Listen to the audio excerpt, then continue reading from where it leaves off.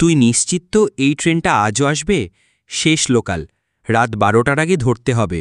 আসবে, কিন্তু জানিস তো এই ট্রেনটা নিয়ে অনেক গল্প আছে। আবার তোর ভূতের গল্প শুরু করিস না। আমরা শুধু বাড়ি ফিরব, ভয়ের জন্য না।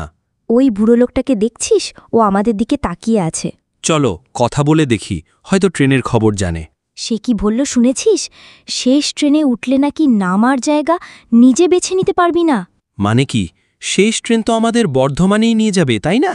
হয়তো, কিন্তু কেমন অদ্ভুত লাগছে। এই ট্রেনটা তো আগে দেখিনি।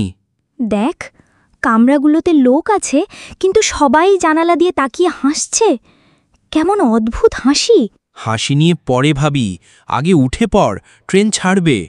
এই কামরার বাতাস কেমন ঠান্ডা লাগছে। মনে আছে বুড়ো লোকটার কথা? আমরা একে অপরকে হারালে? চুপ কর, এসব ভাবলে ভয় বাড়বে। মিতা, তুই কোথায়? আমি এখানে। অপেক্ষা কর, কিছু নড়ছে। আমার হাতকে ধরল। তুই? না, আমি তো তোর সামনে নেই। ছাড়ো, ছাড়ো। দরজার দিকে দৌড়া। দরজা বন্ধ, বাইরে কিছুই দেখা যাচ্ছে না, শুধু কুয়াশা। আমাদের একসাথে থাকতে হবে। বুড়ো লোকটার কথা মনে আছে তো? হ্যাঁ, কিন্তু কিভাবে নামবো? যখন ট্রেন থামবে আমরা একসাথে লাফ দেব। এখন লাফ দে। অরূপ, অরূপ, দাঁড়াও। সে কি ট্রেনের ভিতরে রয়ে গেল?